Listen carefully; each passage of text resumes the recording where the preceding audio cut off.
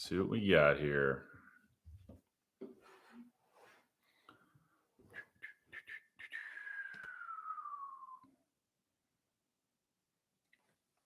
We will start in just a little bit, waiting on my guest as well. So hang in there.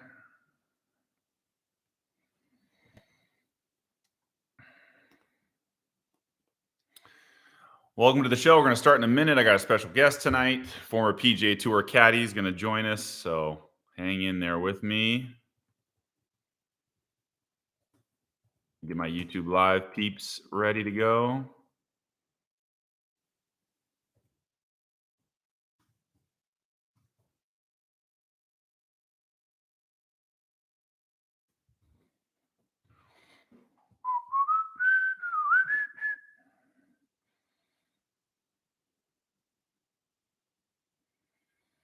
Does your thumb get tired from liking?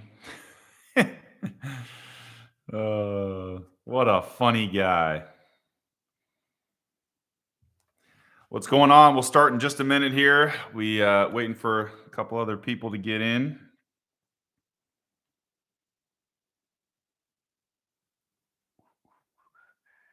I can actually invite people. Hold on a second.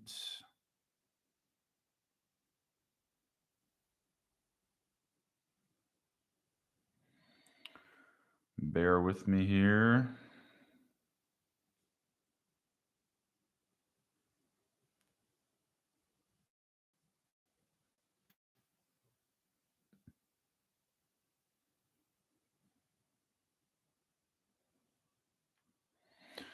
See if this works.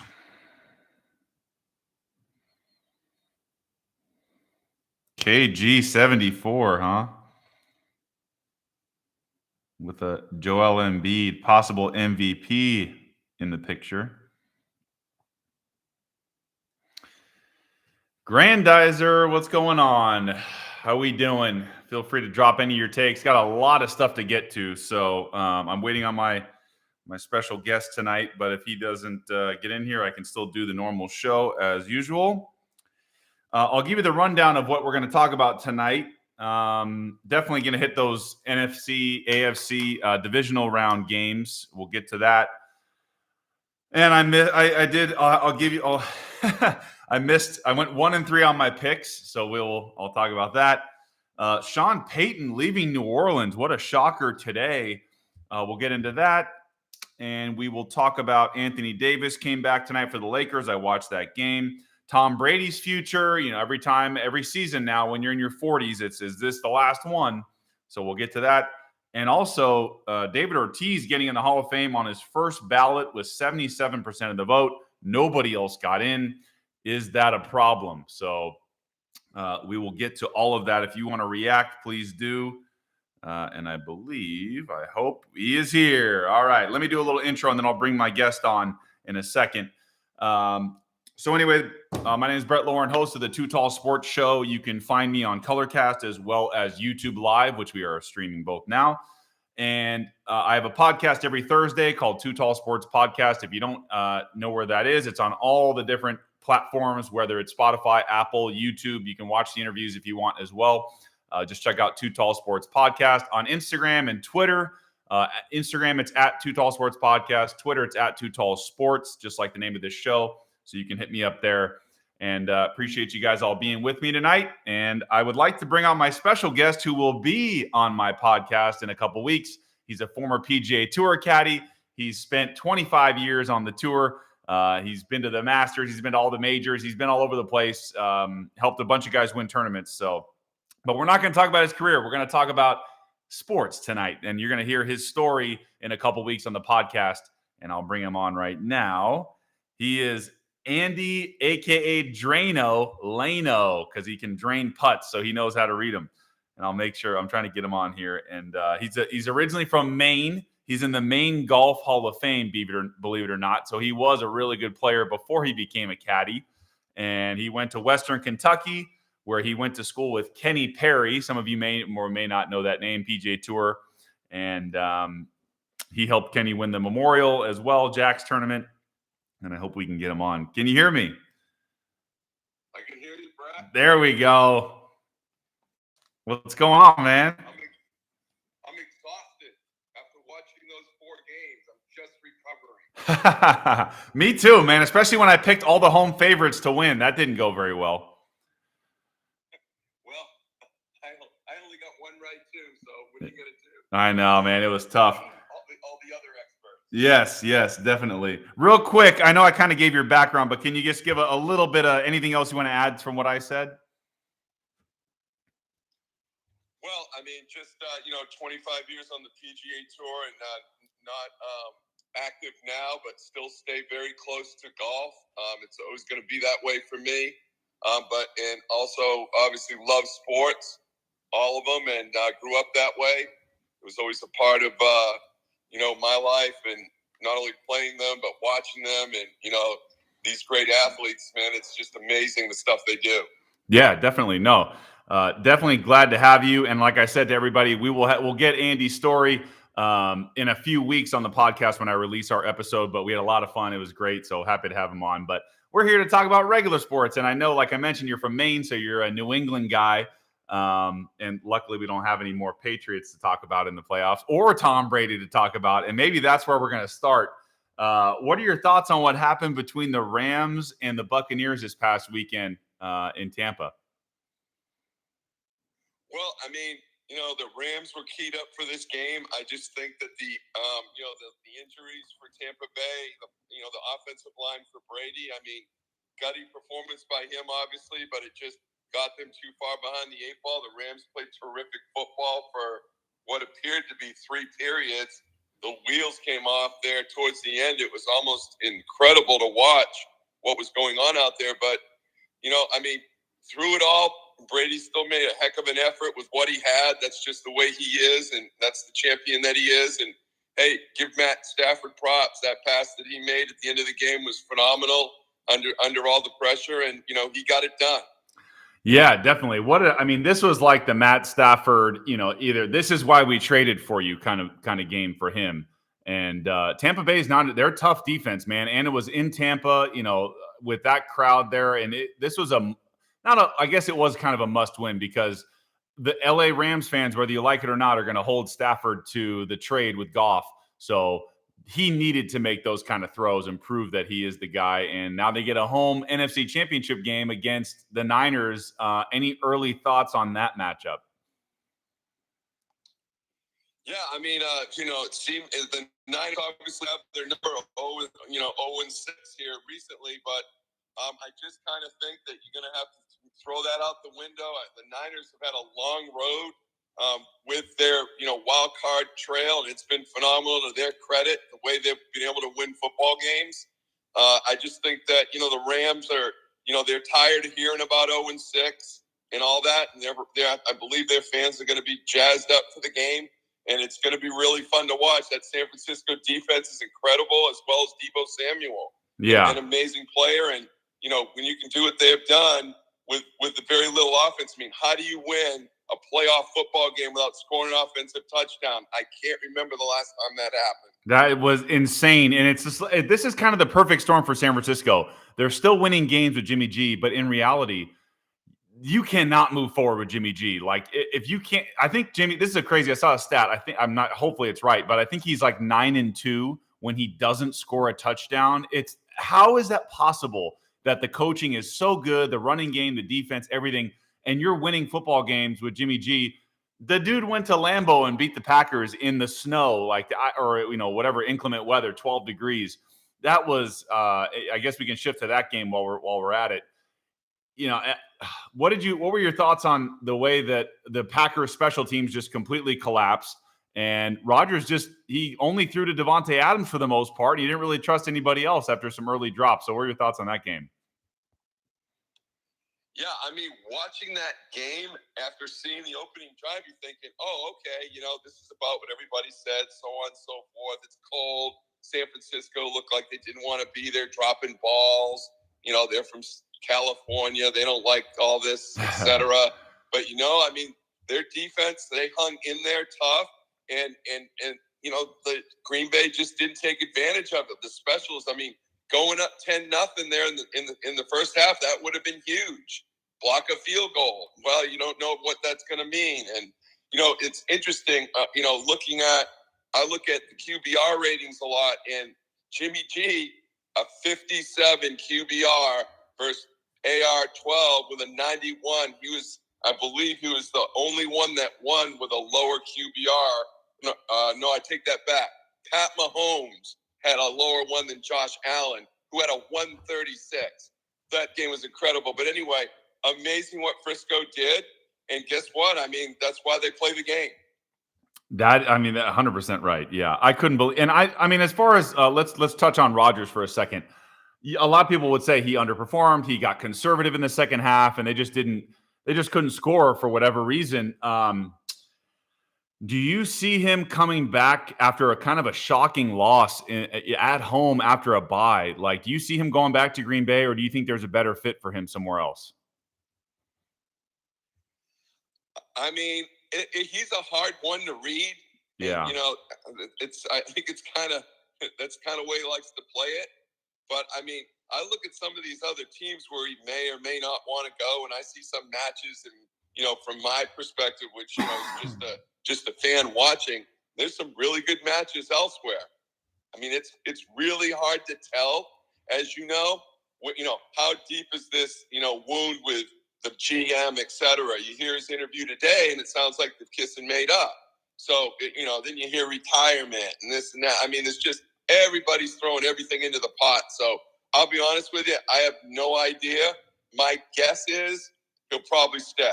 Yeah, that's what a lot of people are starting to lean toward, just because there really aren't many better situations, especially if you go to the AFC, where all the good young quarterbacks are in the AFC in reality.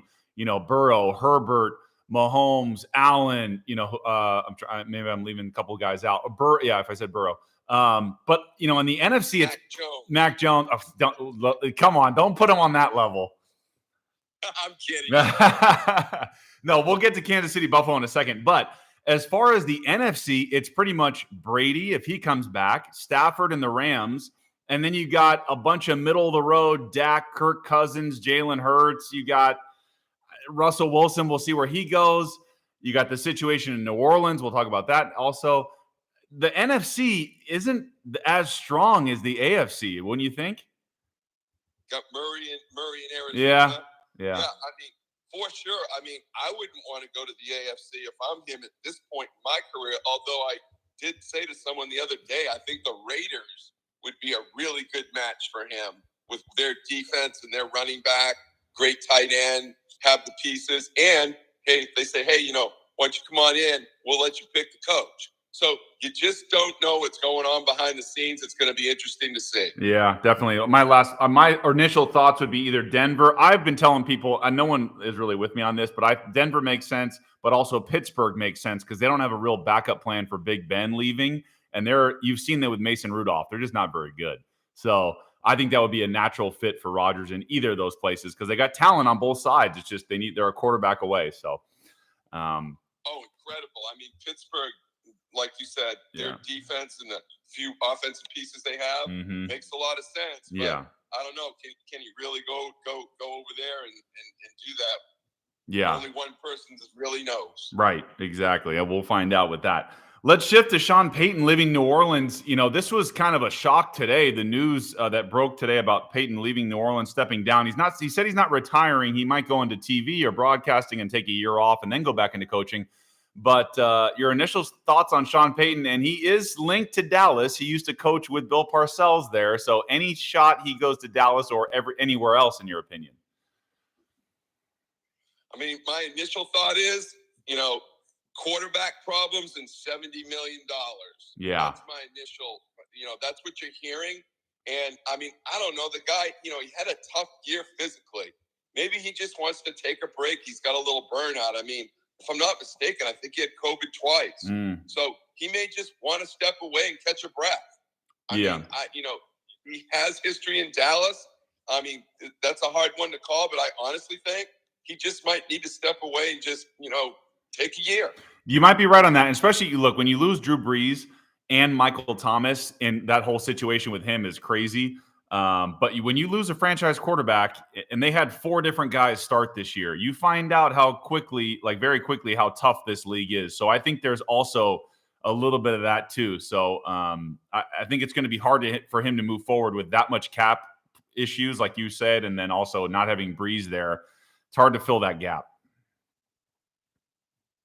Yeah, and I mean, I'm hearing things about how Aikman may move to the new Amazon thing, and then maybe a spot open for him in TV. I mean, the stuff that starts is amazing. It's like, really, where'd that come from? But all these insiders, man, they get the heartbeat. So we'll have to see what happens. Yeah, definitely. Let's shift back to the Bills and Chiefs. Obviously, the game of you could argue one of the games of the weekend. It was an unbelievable game, unbelievable overtime. Obviously, everybody's pissed off about that because only one team got to touch the ball. And but can Buffalo really blame anyone else? They had the lead with 13 seconds left, and they let Mahomes go down there and end up getting a field goal for Butker. But thoughts on the Bills and Chiefs, and do you see can the Cincinnati come into Kansas City and beat the Chiefs? I mean, probably one of the best games I've watched. I mean, to see those two go at it, Mahomes and Allen, and gutty plays one after another. Right when you thought one was done, the other just came back and just kept coming. And I mean, just simple stuff. I mean, professionals. It's amazing that a pro game can be that tight. I mean, a squib kick for 3 to 4 seconds. Yeah. Would that have made the difference for the field goal time? Easy to Monday morning quarterback, but these are the type of things that honestly caught the coaches off guard. Like, why would you kick it into the end zone? I mean, I don't want to sound like that guy, but it just, you got to cut some time off, especially when you got a guy like Mahomes. He's incredible, unbelievable gunslinger. Yeah. As is Allen. What a game. Yeah, definitely. Totally agree with that. The other thing is, there's a lot of, speaking of your coaching decisions like that with McDermott not squibbing it, there were a lot of coaching mishaps this weekend. Even the weekend before with McCarthy and not, calling that QB draw for Dak and being okay with that, or Matt LaFleur not having 11 guys on the field for that final field goal. You never know if you can block it or something like that. There were a lot of mishaps for multiple. This is where the true coaches shine. So you notice that it's not always the players. Obviously, the coaching decisions on some of these moves it'll hurt your team. And Buffalo, how can you live with yourself with 13 seconds to go and you have a lead? It's pretty insane. Yeah, and honestly, they really don't practice this stuff, to be honest with you. I mean, I know they try to do situational football, but they're focusing on the meat and potatoes of the game that's generally going to happen. But you know what? Just when you don't, little things like this bite you. And it's an absolute shame that you could play, 59 minutes and, 47 seconds, think you have the game and still find a way to not win it. I mean, Josh Allen, 136 QBR. How many quarterbacks do you know lose a game with a 136 QBR? It was so close. I mean, Mahomes rushes for 69 yards and Allen for 68. Couldn't be any closer with the quarterbacks. An amazing display of just grit, talent, and just willingness to win. And, the coin toss, you hate to say it, just didn't work out for Buffalo. Right. Now, speaking of that, do you think that we need to change that rule, at least you can leave it for the regular season, because I know they want to prevent injuries and not have these guys on the field longer than they need to. But I feel like we have to get a better result at the end of playoff games. What are your thoughts on that? I agree, just because there's so much on the line. Right. These guys, this is what they play for. And not to get an opportunity, I'll be honest, the Patriots did that to Kansas City a couple of years ago. They didn't get a chance. Mahomes didn't get his chance. So, it just makes sense. You got the greatest product out there in our country. Everybody loves NFL football. And I know they try to make it the best they can every day. But it's definitely something they need to consider for sure. Mm-hmm, definitely. Last game of the weekend that we haven't talked about yet is Cincinnati and Tennessee.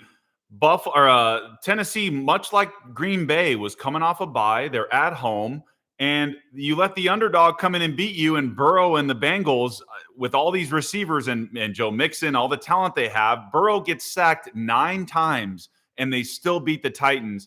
And Ryan Tannehill looked terrible. What are your, I mean, other than the one touchdown to A.J. Brown, but thoughts on Cincinnati and Tennessee?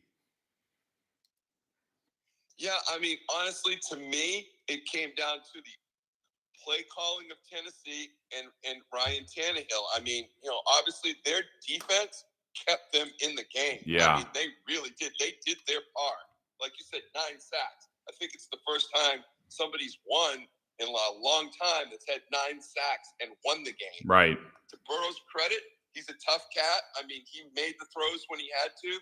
He's a gritty guy. We saw it at LSU. We've seen it several times since he's been in the NFL. Even his comeback to get back on the field in his rehab. This guy is tough as nails. He's going to be around for a long time, and he's impressive to watch. And they're slowly getting the pieces together up there in Cincinnati. Get him an offensive line and look out. Yeah, for sure. Let's take our thoughts to this coming weekend. Just give our picks here before we'll talk about Brady and David Ortiz too, because they're you're two New England guys, so we'll get to them in a second. Thoughts on the Rams and Niners? Who do you think is going to win that game? I mean, I just got a feeling I'm going to lean towards the Rams. I just think that it's a long road for San Francisco to do what they've been doing. To their credit, amazing. But I got to believe that the Rams are feeling real good. Stafford's playing great, and I believe that if he plays like he did in Tampa, I think they win the game. I think you're right. In last game, when they finished, toward the end of the season against San Francisco, they were up 17-3 at halftime. And that was the first time a McVay-led team has ever given up the lead and lost after winning or having the lead at halftime. So I'm with you. I think the Rams, at some point, they got to break through, right? There's no way that this San Francisco offense can really match with the Rams. But I think they're so physical and they run the ball so well. I would like to think the Rams should win this game, but man, 6 in a row, it's hard to go against a streak. So if I'm a betting man, I don't know, but I would pick the Rams. I'm with you. Yeah, 3 in 1 year. This would, can you get the hat trick? Right. That's tough to do. And let's face it. I mean, the Rams defense was pretty darn good for 3 quarters down there in Tampa. So yeah, they're no slouch either. Von Miller's playing well. Obviously, Aaron Donald and a few of the others, they put pressure on Jimmy G. I mean, we're going to see. I think, obviously, like any other of these games, the turnovers will dictate. So we'll see where that leads. For sure. The other game is Kansas City hosting Cincinnati. The early line is 7.5 for Kansas City. That's a huge spread for a team that lost to Cincinnati earlier this year. So do you think the Bengals can win? I think they may cover. 7.5 is a lot for an AFC Championship game. But thoughts on the Chiefs versus the Bengals this weekend? Yeah, I agree with you there. And plus, I mean, I don't care what anybody says. Kansas City's going to be flat. I mean, that game took a lot out of them, and I know it's easy for them to say, hey, this is for the, to go to the Super Bowl, et cetera, but it's just not that easy. Now, I expect it to be a very good game, and I still think that the way Burrow's playing, he's smart enough, he's got enough offensive tools, and Kansas City showed that there can be exposed in the secondary. Some great receivers over there for Cincinnati. They're dangerous. Mm-hmm. I agree with you. I think Kansas City will win. I don't know if they'll cover, but it's going to be tough to go into Arrowhead and beat them. And Cincinnati can't fix their offensive line in 1 week. So, yeah. All right, let's talk about your boy Brady. Obviously, they lost to the Rams last weekend, so he's going to be 45 years old next year. And every year in your mid-40s, it's, is this it? Is this it? Do you think this is it, or is it worth coming back for him? Forget about the money and all that BS. Can he win a Super Bowl if he comes back to the Tampa next year? Well, I think it's all predicated on the personnel that's going to be available and coming back. There's no way he's going to come back if he doesn't have at least what he had this year and last year. Right. I mean, I don't, that's just what, that's just my common thinking there. And I mean, like I was telling someone, what if his 9-year-old, he says he's going to leave it up to his family. What if his daughter says, hey, Dad, I want you to play next year? Well, Giselle's looking at the daughter saying, no, I don't want you to play. But anyway, they'll figure that out. I still think it's going to be a personnel thing. Hearing the way Gronk talked today, I mean, it makes you kind of wonder. You just don't know these guys. They've kind of played the played the deal before, oh, we're out of here, and then all of a sudden you see a video, we're back. So anyway, I think it's all personnel related. Right. And they brought basically the whole team back from last year. So, and they paid a lot of guys. So I'm with you. It'll be interesting to see if they can kind of recreate that magic. Losing Godwin was a huge deal for them, and Antonio Brown. So yeah, it's hard to lose two weapons, right before the, playoffs start. So, yeah, I guess we'll see. 1,100 yards of offense with Godwin and AB. As crazy as he was dangerous guy. They couldn't cover him. Right. Yeah. The other thing is, I think for Brady, if Rodgers leaves the NFC, like we were talking about earlier, it's pretty much the Rams and the Cardinals at this point. No one else is really worth anything, maybe Dallas. But I think if Rodgers leaves the NFC, I think Brady definitely should come back. You got a good look at getting to another Super Bowl, right? Yeah, and I mean, honestly, I don't know if you've watched Man in the Arena, but I've been following that, and it's quite an interesting documentary. And just knowing kind of the way that he operates, I'd be shocked. I mean, he will take the time, but, it'll be interesting to see which way he goes. I think he's got his plan. He's probably had it in place. There's only a few people that know about it. Guess we're just going to have to wait and see. Yeah, a lot of things and decisions to happen in the next few months. All right, let's get to David Ortiz, your hometown, kind of hometown in New England, if you count that. Red Sox, three-time World Series champion, gets into the Hall of Fame, first time on the ballot, 77% of the vote. Nobody else got in. In my opinion, this is the problem with the Baseball Hall of Fame and all the Hall of Fames, really. The writers are so deep into their likability of guys that because Poppy's a fun dude and he's always been pretty good to the media, he got in on the first try. A lot of people don't think he should be in general. I know you're going to be biased because you're a Red Sox fan, but because he's a DH and he never played as a defensive player, really. So a lot of people are going to bring that up. But what are your thoughts on him getting in on the first ballot and no one else getting in this year? I mean, I'm happy that he got in. Do I think he should have got in now? Probably not. I just think that, the Baseball Hall of Fame's kind of turned into something that, it's just not. I mean, it just turned in a really odd direction from, say, 30 years ago. Yeah. So, I mean, the choices and selections and the way they're doing things, it's kind of hard to really digest because, now you're talking about some great players, that aren't going to get in there for the reasons that we know. But they were great players before that, and they were doing stuff before all that. So I don't know. It's kind of a mess, and it's really kind of for America's game. It's a little bit disappointing that that's where we are with the Baseball Hall of Fame. Baseball just can't get anything right now, huh? The lockout, the last year was the sticky stuff. They had different baseballs they were using. They're losing fans by the day. And even as a former player, I'm not an advocate of steroid users getting in. However, I think we can make an exception because of that era for Bonds and Clemens. It's weird for me to say that because I've been anti, HGH and steroid guys. However, Barry Bonds arguably is the best player of all time. What are your thoughts on him and Clemens, either one or both, getting in your opinion? I mean, I said this in a tweet, two weeks ago. I said, I got to believe that they belong in there. There's other people that are in there that have done things, et cetera, that are in the hall right for other reasons in life too. And again, I'm not judging. I'm just judging what I saw when I watched baseball. And Barry Bonds was incredible, and Clemens was incredible. I mean, the things that he did. I mean, even before he touched or was involved with the stuff. So, I mean, I the recovery thing for pitchers. You know a little bit about that. I mean, and Pettit. I mean, we can go down the shopping list of guys that that quote unquote tried the stuff or whatever, because it's just brutal on your body, as you know.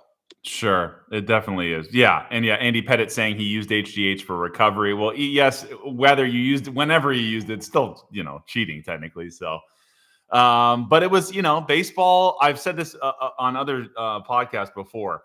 There's always baseball is okay with cheating until it makes the sport look bad. So for things like what the Astros were doing, or with sticky stuff, or the steroid era, or all kinds of things, that there's some cheating allowed, and then there's other cheating like stealing signs at a certain extent that's not allowed. So I think baseball's got a real issue with integrity at this point, because it turns its eyes away a lot of times. Well, right. And that's been going on for years. Mm-hmm. You can go all the way back to Babe Ruth. People were trying to steal signs. So I don't want to hear this, it's become, stealing and you're cheating and this and that. And technically you are, I guess you want to call it that, but it's not like it just started yesterday. Right. No, exactly. One of my listeners, Granddads on YouTube, says, then Pete Rose needs to be in, which I totally agree with, by the way. I understand gambling was awful, but he's got the most hits in the history of baseball, over 4,000 hits. He should be in the Hall of Fame as a player. This is the issue. The writers are deciding like the moral compass of the Hall of Fame, and a guy like Pete Rose as a player should be in. Thoughts on that? Especially now. Now they're encouraging gambling. Yeah. They want you to bet on a strike or a ball or a hit, or is this guy going to make it to second or whatever, in every single sport now. Yeah. So even in golf, the game that you need the most integrity of, they're encouraging gambling in that. So, I mean, for sure, Pete Rose should be in. It should have happened a long time ago. Yeah, I'm with you there. Speaking of golf, last couple things. You're there. I believe the tour is at Torrey Pines this week, right? Correct. Okay. Who do you like this weekend? Who should we be looking out for, in your opinion? Well, I mean, that Torrey's going to be set up, obviously not like it was for the U.S. Open, but there's guys that go to Torrey every year that play well. Obviously, Rahm loves the place. Xander Schauffele loves the place. Patrick Reed. Mm-hmm. Taylor Gooch, people that you haven't heard. Phil, he could play that place in his sleep. So, I mean, Charlie Hoffman. There's just a lot of guys. There's a lot of rounds. Being a public course, it's one of the more unique courses we have on the PGA Tour, because the public is allowed to get on it and play it regularly. So you generally see the same guys kind of sneaking up, the leaderboard there every year, because it fits their eye. They're comfortable. They've had great experiences there, and that always goes a long way on the PGA Tour. Mm-hmm. And there's two courses there, and I think you and I talked about this last week, but the South is generally tougher than the North, right? Oh, yeah, for sure. But I'll tell you what, I'd rather play the North every day. Yeah. The North is it's really good. It's a fun golf course. It's just not quite as demanding as what I call the big course over there, where they play the U.S. Open and all that. That one's a really tough, really long, grinding kind of a deal, 4-hour walk. The other place is fun. Still got some fantastic views. And they've toughened it up over the years, so they're not quite lighting it up like they used to back in the day. Yeah, no, for sure. One of my listeners, real quick, back to Ortiz, said he was part of that Mitchell report. Then he tested positive. So if he, did take steroids, sorry to switch topics back again, but are you? What are your thoughts on Ortiz getting in, although he was on the Mitchell report, much like Manny Ramirez and other people? I mean, when you look at the whole compass of it, there were tons of guys using this stuff that aren't even noted. Yeah. I mean, it's hard for me to think, and again, I can't prove this. Sure. But they're pointing out all these certain guys, obviously, that obviously made, that did really well and posted crazy numbers, etc. But I mean, everybody was doing it seemed, and I don't mean that against someone that didn't and's listening and said, "No, dude, you're wrong." But I mean, it was a popular deal going around. So, I mean, if that's the case, and they want to go down that road, you gotta let these other guys in. Mm-hmm. No, I'm with you there. A lot of guys did it and were just fringe players anyway. So this is the best of those that did it. So I'm with you there. I just think they're afraid to set the precedent that quote unquote cheaters will get in the Hall of Fame. I think that's what it is. For sure. I got, they're at a real top, they're at a place where they just don't really want to be. Yeah. No, baseball's got a huge. They just can't get. They can't get anything right. I did see they're going to start testing out robo umpires in AAA this year. I'm curious to see how that goes and how accurate those are.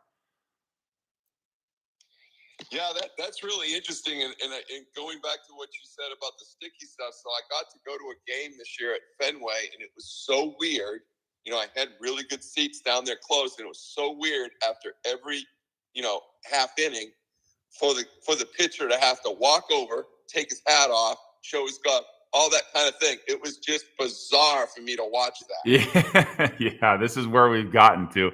But some of these guys were. That's part of the routine now, right? For the young, right. And a lot of guys' numbers, I'm sure you saw, fell off a cliff because they were so reliant on the sticky stuff and getting a grip on and spinning the ball faster, and those curveballs and sliders are breaking harder, and it was kind of weird to see some of these dudes just completely their numbers flipped in the second half of the season. Yeah, I remember one of them being on the Yankees pitching staff. Yeah. There was a couple of them. I mean, there was a lot, like you said, not just him, but once that happened, all of a sudden the ERA started moving in the wrong direction for a pitcher. Right. MLB was so scared of offense going away because the pitchers, they're all throwing upper 90s now, and they're so dominant, and they're these dudes can't catch up to it. So they're trying to think, all right, is it robo umpires? Are we going to lower the mound? Are we going to move the mound back? All these things just to help offense. So the sticky stuff, that's an unwritten rule. I never used it really because I didn't need it per se, but it was kind of everybody does it, leave it alone, And what's your take on this? The other deal. What was it?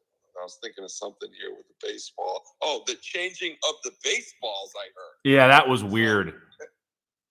Is there something to that? Did they actually change the baseballs so they either carried further or carried less? There was a report about that with the national TV games or the Field of Dreams game, especially where they were using juiced baseballs to have more homers and more offense in the more important games. And then in the regular games, they were deadening balls. And then there was a whole theory about Major League Baseball deadening the balls to lower guys' numbers for free agency, so they couldn't get as big of contracts and not hit as well.